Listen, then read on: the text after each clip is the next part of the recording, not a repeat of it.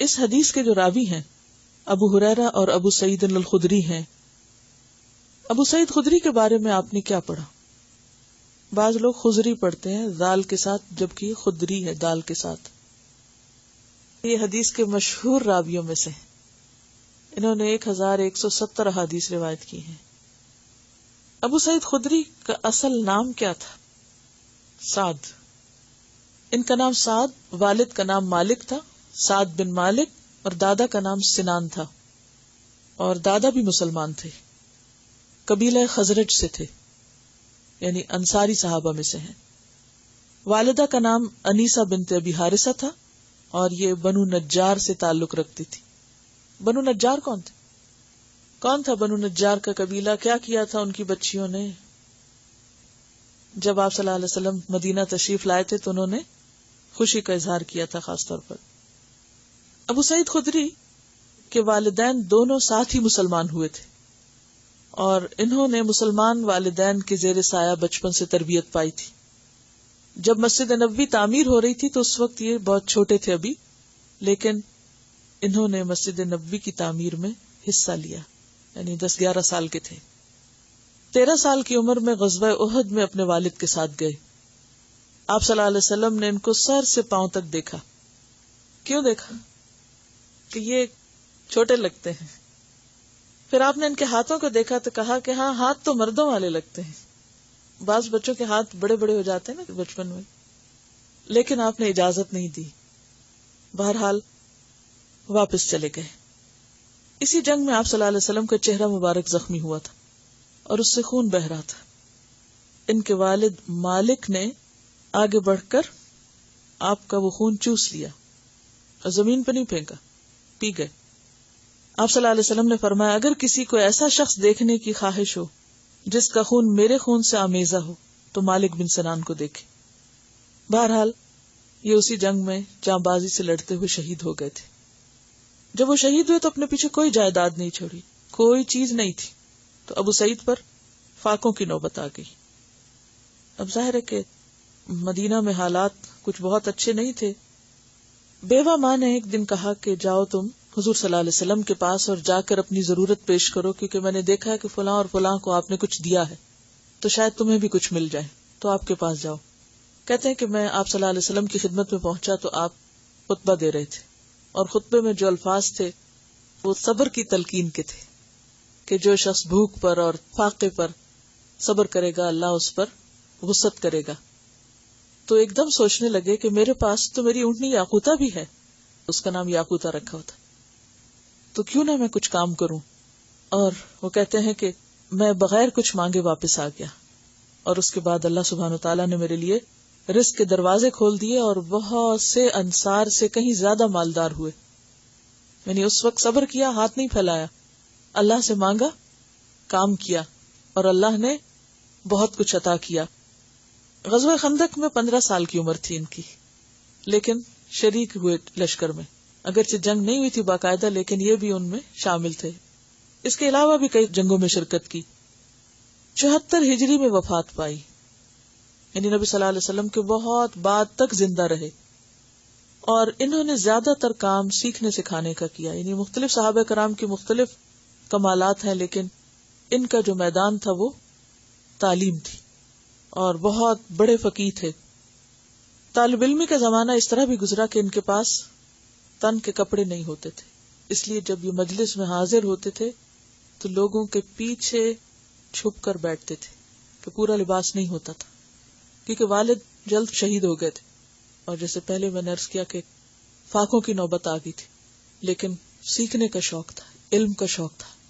اللہ نے دنیا بھی دی اور اس کے ساتھ علم بھی دیا. اور پھر 1000 سے زائد احادیث روایت کی. اور ابھی ہم نے جو پڑھا والذین اوتوا العلم درجات، کہ اللہ تعالیٰ جن کو علم دیتا ہے ان کے درجے بلند کر دیتا ہے. اور یہ درجوں کی بلندی کئی قسم کی ہو سکتی ہے. اور ان کا حلقہ درس جو تھا وہ بھرا رہتا تھا، کسی کو الگ بات کرنے کے لیے مشکل سے وقت ملتا تھا. اور حدیث روایت کرتے ہوئے کبھی کہتے تھے یہ بات نبی صلی اللہ علیہ وسلم سے میرے کانوں نے سنی ہے اور میری آنکھوں نے آپ کو دیکھا ہے.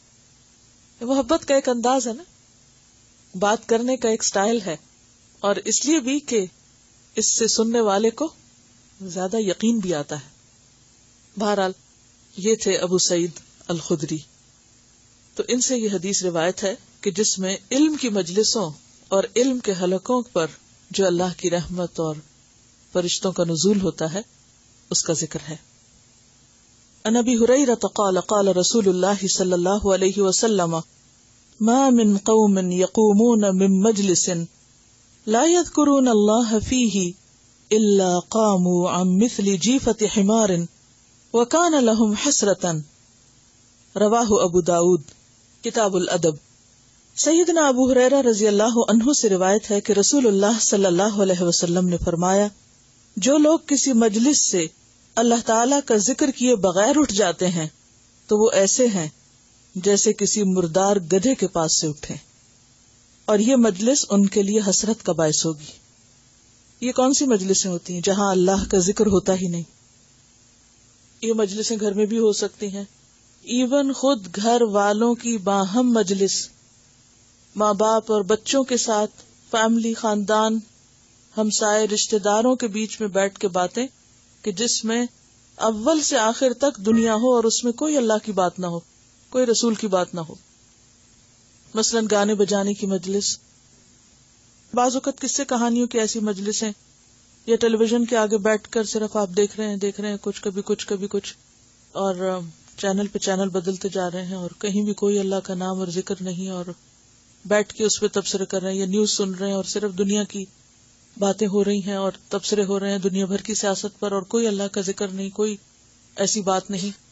تو کوئی بھی ایسی چیز ہم میں سے ہر شخص نوٹس کر سکتا ہے، کیونکہ حدیث بہت سخت ہے کہ کوئی مجلس جس میں سے انسان اٹھ جائے اللہ کا ذکر کیے بغیر، وہ ایسا ہی ہے جیسے مردار گدھے پر سے اٹھنا۔ اس میں بسا اوقات ایسا بھی ہوتا ہے کہ آپ سب کو ذکر پہ شریک نہیں کر سکتے، تو کم از کم خود ذکر کرتے رہیں، کیونکہ نبی صلی اللہ علیہ وسلم اپنی عام مجالس میں بھی دن میں 70 سے 100 بار استغفار کیا کرتے تھے، یعنی چھوٹے چھوٹے انٹرول جو ہوتے ہیں۔ بعض اوقات ایسا ہوتا ہے نا، بات ہو رہی ہے، ہوتے ہوتے بات کیا ہوتی ہے، بیچ میں سارے چپ ہو جاتے ہیں۔ بعض اوقات کسی بھی وجہ سے کوئی اٹھ رہا ہے یا بیٹھ رہا ہے تو بہت سے انٹرولز آتے ہیں، تو ایسے میں قدرے ہلکے آواز سے استغفار کہنا یا کچھ اور اللہ کا ذکر کرنا، کوئی تسبیح پڑھ دینا، اور گفتگو کے دوران بھی لین دین میں جزاک اللہ کہہ دینا، انشاءاللہ بولنا، ماشاء اللہ کہنا، سبحان اللہ کہہ دینا، یہ سب بھی کیا ہے؟ دراصل اللہ کا ذکر ہے۔ لیکن ہم بعض اوقات ان الفاظ کے ادا کرنے سے بھی شرماتے ہیں کہ اگر میں نے یہاں ماشاء اللہ کہہ دیا تو یہ شخص افینڈ ہو جائے گا، یا ان کو کیا پتا، کیونکہ خاص طور پر اگر آپ ایسے لوگوں کی مجلس میں ہیں جن کو اسلام کا، دین کا کچھ بھی پتا نہیں، بھلے وہ مسلمان ہوں یا نہ ہوں، کیونکہ مسلمانوں میں بھی ایسی بہت سی مثالیں کہ جو ان چیزوں سے واقف نہیں ہے، اسلامی آداب اور گفتگو۔ تو ایسی صورت میں شرمانا نہیں چاہیے، جھجکنا نہیں چاہیے، اور جہاں ضرورت ہو وہاں ایسے الفاظ کا استعمال کیا جا سکتا ہے۔ یہ نہیں ہے کہ بلا ضرورت استعمال شروع کر دی، کیونکہ کچھ لوگ اس معاملے میں پھر ایکسٹریم پہ چلے جاتے ہیں، جہاں انشاءاللہ کی ضرورت نہیں وہاں بھی انشاءاللہ کریے، ماضی کی بات ہو رہی، پاسٹ ٹینس میں بات ہو رہی ہے اور انشاءاللہ بولا جا رہا ہے۔ مجھے بعض اوقات حیرت ہوتی ہے کہ انشاءاللہ میں نے یہ کام کر لیا، بھی کیسے؟ انشاءاللہ کا مطلب یہ کہ اگر اللہ نے چاہا تو میں یہ کروں گا، اٹس فار فیوچر ٹینس۔ تو یہ بھی اللہ کے دین کو پھر مذاق بنانے والی بات ہو جاتی ہے، اس کا غیر ضروری استعمال۔ لیکن موقع محل کی مناسبت سے انشاءاللہ بولنا اور پورا بولنا تو کوئی حرج نہیں ہے، الحمدللہ بول سکتے ہیں۔ ہم مسلمانوں کے بہت سی ایسی مجلسیں گھریلو، خاندانی، اجتماعی طور پر ایسی ہوتی ہیں کہ جن میں اللہ کا نام لینا جو ہے وہ شرم کی بات سمجھی جاتی ہے، حتیٰ کہ نمازوں کے اوقات میں نماز کی طرف بھی توجہ نہیں جاتی۔ باقاعدہ فارمل طریقے سے کوئی ذکر کرنا تو دور کی بات، جو فریضہ ہے اس وقت کہ اب آپ کو ذکر کرنا ہی ہے، اس کی طرف بھی توجہ نہیں ہوتی۔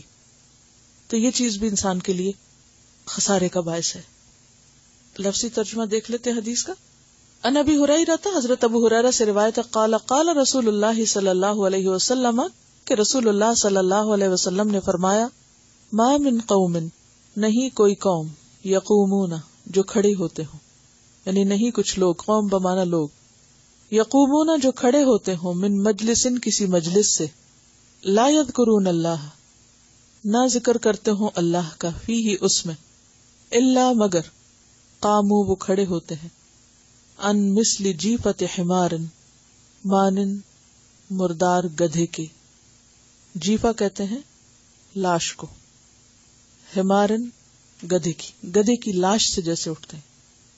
مرا ہوا گدھا دیکھا ہے کبھی؟ اتنا ہولناک سین ہوتا ہے، یعنی گھوڑا یا گدھا اگر مرا ہوا آپ دیکھیں تو ان کی جو عام طور پہ جو پاؤں ہوتے ہیں نا وہ اس طرح مڑے ہوئے ہوتے ہیں اور سائڈ پر گرا ہوتا ہے، یا پاؤں بالکل اوپر اٹھے ہوئے ہوتے ہیں۔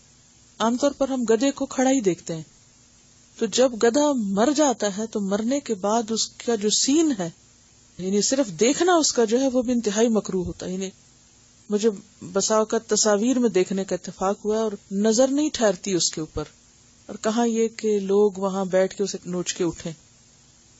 اور پھر آپ کو پتا ہے کہ مردار سے اسمیل کیسی آتی ہے؟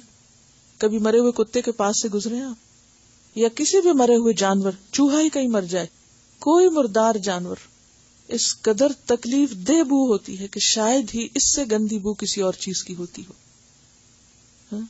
گویا وہ لوگ جو مل کے بیٹھے اور ہنسی مذاق کیے اور لطیفے سنائے اور سنے اور طرح طرح کی باتیں ہوئی اور سب اللہ کے ذکر سے غافل، اور وہاں سے اٹھ گئے ہنستے کھیلتے، اپنے طور پر تو بہت خوش نظر آتے ہیں، لیکن اللہ کے ہاں ان کا یہ عمل ایسا ہے جیسے گدھے کے پاس سے اٹھے۔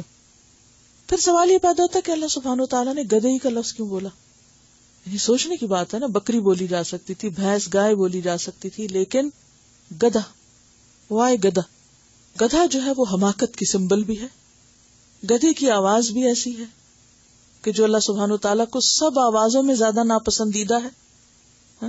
ان انکر الاصوات لصوت الحمیر، تو مجلس میں بھی باتیں ہوتی ہیں، یعنی ایسے لوگ جو پھر ایسی مجلسیں جماتے ہیں وہ ایک طرح سے کیا کر رہے ہیں، یعنی گدھے سے تعلق قائم کر کے اٹھے۔ ناسمجھی کی بات ہے نا، یعنی گدھا ایک ناسمجھ جانور ہے، بے شعور کریچر ہے، یعنی جس کے اندر شعور نہیں، عقل نہیں، سمجھ نہیں۔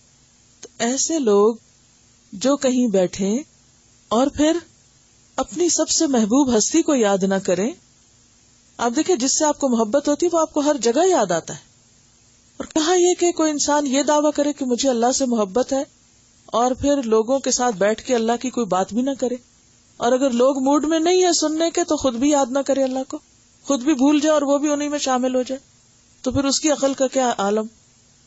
اگر ہم اپنے قریب عزیز اور نزدیک کے لوگوں سے ہم اگر شروع کریں گے تو انسٹنٹ ری ایکشنز بھی پتہ چلتے جائیں گے کہ توجہ نہیں دے رہے یا ان کو اچھا نہیں لگ رہا، اور پھر اس سے یہ کہ ایک جرأت اور ایک کانفیڈینس بھی آتا جائے گا، اور انشاءاللہ پھر اس سے آگے اور آگے اور آگے، کیونکہ مجالس کے اپنے حقوق ہیں اور جو کچھ وہاں ہوتا ہے اس کے بارے میں بھی پوچھ ہوگی، اور انشاءاللہ مزید بھی ہم دیکھتے ہیں۔ تو ضرورت اس بات کی ہے کہ جو ہم پڑھ رہے ہیں اس پہ یقین ہو پہلے، کیونکہ ایمان مکمل ہی جب ہوتا ہے جب ہمارے اندر ان آیات کا یقین آتا ہے، اور جب یقین آ جاتا ہے تو پھر اس بات کو کرنا بھی آسان ہو جاتا ہے، اور جو چیز پتہ چلتی جائے وہ آگے بھی بتانا فرض ہو جاتا ہے۔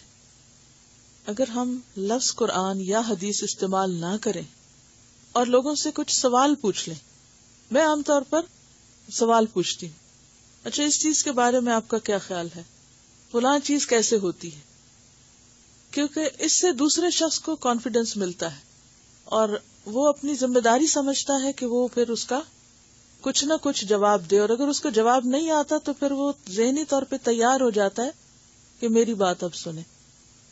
اور حضرت عمر رضی اللہ تعالی عنہ جو تھے وہ ہر ایک سے اس کے انٹرسٹ کی بات کرتے تھے، یعنی حکمت بہت ضروری ہے، اور حکمت کا تقاضا یہ ہے کہ آپ پہلے دوسرے کے دل میں جگہ پیدا کریں اور دلچسپی اس کی پیدا کریں۔ آپ بکری والے سے بکریوں کے بارے میں پوچھتے تھے، آپ دکانداروں سے ان کے شعبے اور پیشے، لوہار کے پاس ہوتے تو لوہار کے فن کی بات پوچھتے۔ اس کا فائدہ یہ ہوتا ہے کہ انسان کے اپنے علم میں بہت اضافہ ہوتا ہے، کیونکہ ہم سب کچھ تو جانتے نہیں ہوتے، اور میں نے دیکھا ہے کہ ہر ایک کے پاس ہر ایک سے سیکھنے کے لیے بہت کچھ ہوتا ہے۔ ایک میرے پاس خاتون ہوتی تھی تو بالکل پڑھی ہوئی نہیں تھی اور بچپن میں یتیم ہو گئی اور بہت چھوٹے، اور اس کے رشتہ داروں نے اس کو پالا. تو جب کبھی میں فارغ ہوتی اور وہ تھوڑا پاؤں وغیرہ پہ مساج کرتی تو اس کو بہت اچھا لگتا تھا باتیں کرنے، کیونکہ میں اس کی باتیں اس سے بہت پوچھتی تھی. اس سے تو میں اس سے پوچھتی رہتی اور وہ ایک واقعہ کئی دفعہ بھی بتاتی رہتی تھی اور میں اتنی توجہ سے سنتی رہتی. اس سے میں نے اتنا کچھ سیکھا کہ مخصوص علاقوں کا ماحول کیسا ہوتا ہے، لوگ کیسے کیسے ظلم کرتے ہیں، کیسے کیسے دھوکے دیتے ہیں، کیسی کیسی جہالت ہے مختلف لوگوں کے اندر، ہرس کی کیسی کیسی قسمیں ہیں، اور ان کی اصلاح کے لیے کیا طریقے اختیار کیے جا سکتے ہیں، ان تک ریچ کیسے ہو سکتی ہے. تو الحمدللہ وہ بیٹھے بیٹھے اپنے پورے علاقے کا ایسا نقشہ کھینچ دیتی تھی کہ شاید میں خود بھی وہاں نہ پہنچ کے دیکھ سکوں، کیونکہ پہنچنے کا موقع نہیں ہوتا. اور اس سے یہ بھی ہوتا ہے کہ جب آپ ہر ایک کو اہمیت دیتے ہیں نا، یعنی غریب سے غریب انسان کو، جاہل سے جاہل انسان کو جب آپ توجہ دیتے ہیں، محبت دیتے ہیں، اہمیت دیتے ہیں، تو اس کا فائدہ کیا ہوتا ہے کہ وہ آپ کی بھی سنتا ہے اور پھر بہت اچھی طرح مانتا بھی ہے. جب ہم صرف حکم چلانے لگتے ہیں یا صرف سنانے ہی چاہتے ہیں تو اس سے بعض اوقات لوگ افینڈ ہو جاتے ہیں. اگر آپ 10 باتیں سن کر صرف ایک اتنی سی بتا سکتے ہیں تو آپ کی وہ ایک اتنی بہت ویلیوبل ہے بنسبت اس کے کہ آپ اس کی ایک سنیں اور اپنی 10 سنائیں. تو اس طرح کے بھی طریقے ہمیں آنے چاہیے کہ جس سے ہم لوگوں کی دلداری کر سکیں. ٹھیک ہے. اور یہ باتیں انسان کہاں سے سیکھ سکتا ہے؟ نبی صلی اللہ علیہ وسلم کے اسوہ حسنہ سے، صحابہ کرام کی سیرت سے، کہ وہ کس طرح کے معاملے کیا کرتے تھے لوگوں کے ساتھ. وَكَانَ لَهُمْ، اور ہوگی وہ ان کے لیے کیا چیز؟ وہ مجلس، حسرتن، حسرت کا سبب. حسرت کیا ہوتی ہے؟ کسی چیز کے موقع کے ہاتھ سے نکل جانے پر انسان کے لیے ندامت اور شرمندگی اور غم اور نقصان کا شدید احساس کہ میں اس وقت سے کتنا فائدہ اٹھا سکتا تھا اور میں نے نہیں اٹھایا. اب دیکھیے کہ یہ دنیا میں ہم ہر وقت ایک کاروبار کر رہے ہیں. یہ جو ہمارا وقت ہے نا، ہمارے پاس ایک سرمایہ ہے. اس سرمایہ کے ساتھ ہم بزنس میں لگے ہوئے ہیں. اگر اس وقت کو ہم اچھے سے اچھے کام میں گزارتے، اور بعض اوقات مجبوراً ہمیں کسی ایسی مجلس میں شریک ہونا پڑتا، اور کچھ نہیں تو بعض اوقات آپ کو جیسے بس میں سفر کرنا پڑ جاتا ہے یا کسی ٹرین میں آپ کو سفر کرنا پڑتا ہے. کچھ مجلسیں تو آپ کی اختیاری ہوتی ہیں، آپ کی بائی چوائس ہوتی ہیں کہ آپ کہیں جائیں یا نہ جائیں، کسی سے ملنا چاہیں یا نہ ملنا چاہیں. لیکن کچھ مجالس میں آپ کا کوئی اختیار نہیں ہوتا. اس میں بعض اوقات عزیزوں، رشتہ داروں کی وہ شادیاں ہوتی ہیں کہ جن میں ہماری دلچسپی یا مرضی کا کوئی سامان نہیں ہو سکتا، یا ہمارے جاننے والے کوئی ایسے لوگ یا ہم خیال نہیں ہو سکتے، کیونکہ انسان ہمیشہ کن کے بیچ میں جا کر کمفرٹیبل فیل کرتا ہے؟ اپنے جیسے لوگوں کے بیچ میں. اسی لیے لوگ جب جاتے بھی ہیں ایسے مجلسوں میں تو فوراً اپنے جیسوں کو ڈھونڈ کے انہی کے ساتھ ساتھ اکٹھے ہو کے بیٹھ جاتے ہیں. ایک لحاظ سے اپنے لیے تو کمفرٹیبل ہوتا ہے، لیکن میک شور کہ آپ ہر طرح کے لوگوں سے ملیں. یعنی جب بھی کسی مجلس میں جائیں تو ان سے بھی ملیں جن کو آپ جانتے ہیں، ان سے بھی جا کے خود ملیں جن کو آپ نہیں جانتے. کیونکہ نبی صلی اللہ علیہ وسلم نے کیا حکم دیا؟ خوب سلام کو عام کرو. ان کو بھی سلام کرو جن کو جانتے ہو، ان کو بھی کرو جن کو نہیں جانتے. تو جب آپ ہر ایک کے لیے دل میں اچھا رکھیں گے تو انشاءاللہ اس کی خوشی بھی آپ کو ملے گی، یعنی اس کا انسٹنٹ ریوارڈ بھی آپ ہی کی طرف لوٹے گا. اور خاص طور پر اگر آپ واقعی دین کی بات کسی کو بتانا چاہتے ہیں تو پھر آپ کو خود بڑھنا ہوگا. آپ یہ ایکسپیکٹ نہیں کریں کہ دوسرا شخص آپ کے پاس آئے. اور عموماً ہمارے ہاں شادیاں یا ایسی گیدرنگز جو ہیں وہ بہت زیادہ دکھاوے کا ذریعہ بن گئی ہیں، یا یہ کہ ایسے کام بہت کثرت سے ہونے لگ گئے کہ جن میں اللہ کی ناراضگی کا سامان ہوتا ہے.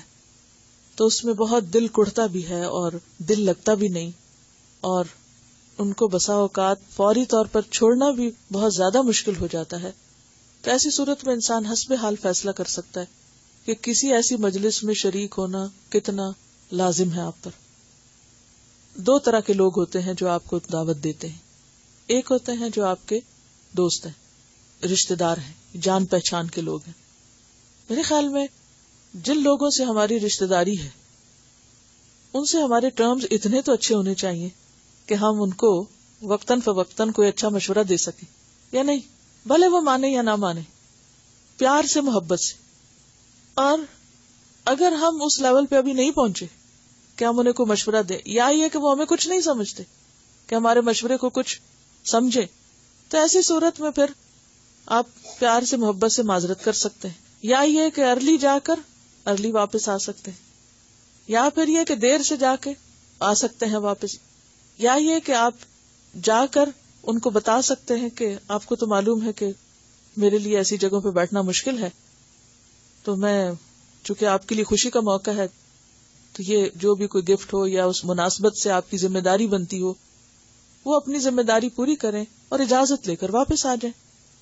لیکن ایک بات یاد رکھیے کہ کسی مجلس کے اندر بیٹھ کر کوئی ایسا کام کرنا کہ جس سے لوگوں کے اندر ایک نیگیٹو ری ایکشن پیدا ہو جائے اور الٹا دین بدنام ہونے لگے، اس سے بچنے کی ضرورت ہے.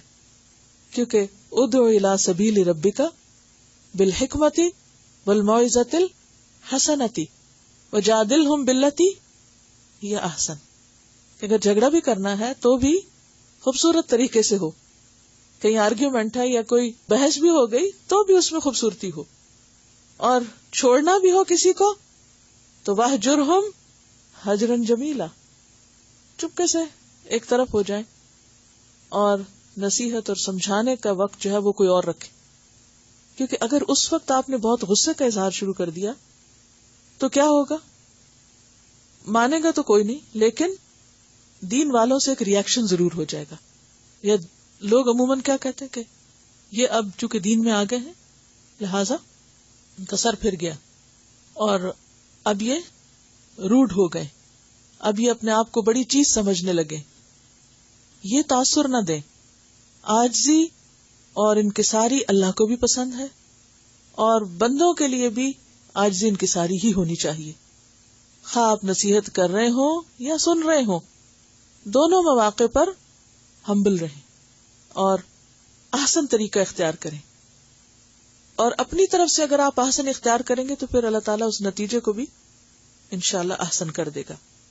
لیکن یہ یاد رہے کہ ایسی جگہوں پر مستقل طور پر ڈیرا جما کے بیٹھ جانا اور پھر آہستہ آہستہ انجوائے کرنے لگنا اور پھر وہ رنگ لے کے اٹھنا ایسا ہی ہے جیسے مرے ہوئے گدھے سے اٹھنا ہے. آپ دیکھیں کہ گندے ماحول سے جب انسان لوٹتا ہے نا تو کپڑوں سے، جسم سے، اپنے ہاتھوں سے، ہر چیز سے اسمیل آتی، یعنی اس ماحول کا اثر لازمن ہوتا ہے. اور کچھ نہیں تو باہر نکل کے آپ بھی انکانشیسلی وہی گنگنانے لگتے ہیں جو آپ کو سنوایا جاتا ہے، یعنی آپ کو پتہ بھی نہیں چلتا کہ آپ کیا منہ پہ لے کے آ گئے. تو ایسی صورت میں وہ لوگ جو آپ کے رشتہ دار جان پہچان کے ہیں وہاں پر تو آپ مختلف اسٹریٹجی اختیار کریں گے، اور وہ لوگ جو آپ کے جان پہچان کے ہیں ہی نہیں، یا آپ کے اوپر کوئی obligation نہیں یا کوئی ذمہ داری نہیں، تو وہاں کی تفصیل معلوم کر کے آپ بہت پیار سے معذرت کر دیں.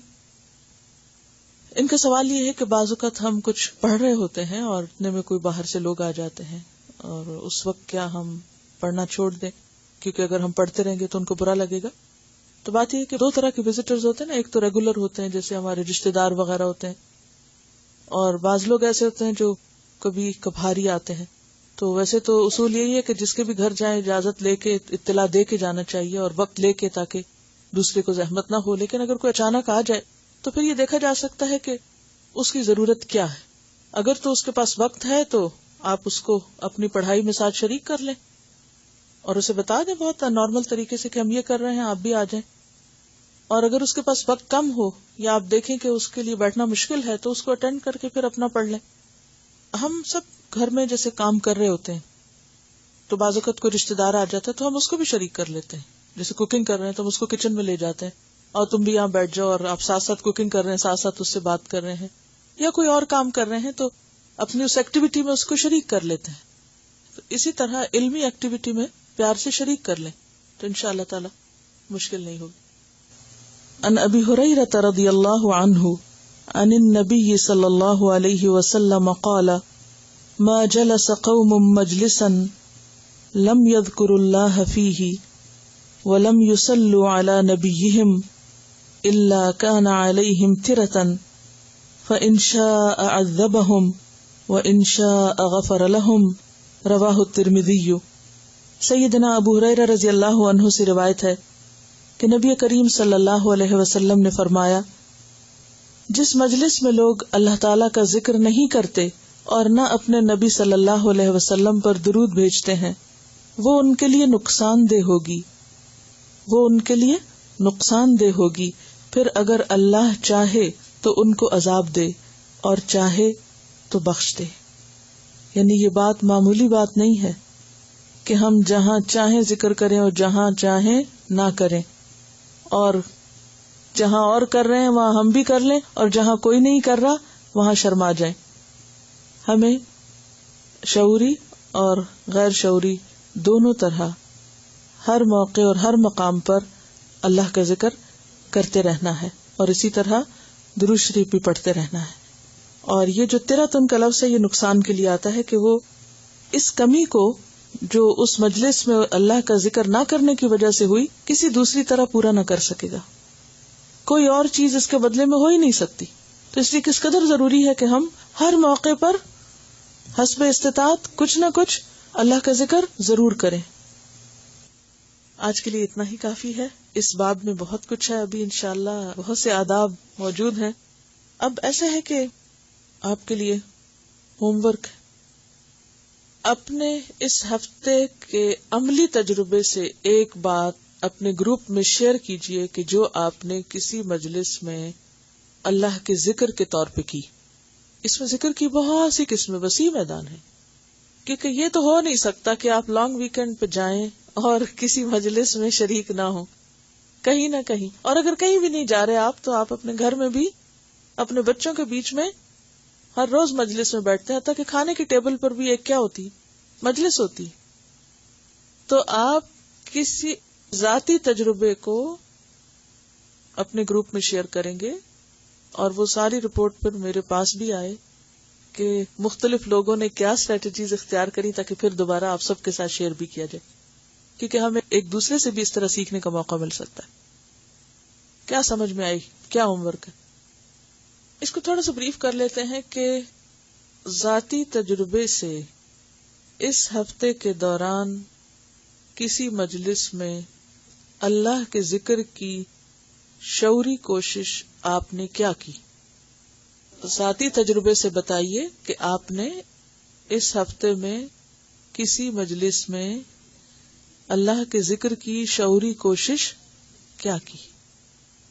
مجلس پکنک بھی ہو سکتی ہے، مجلس کھانا بھی ہو سکتا ہے، مجلس شادی بھی ہو سکتی، مجلس کوئی فوتگی کی بھی ہو سکتی ہے، کہیں غمی کی، کہیں کوئی کسی بیمار کی عادت کی ہو سکتی ہے، یعنی کوئی بھی کسی قسم کی بھی ہو سکتی.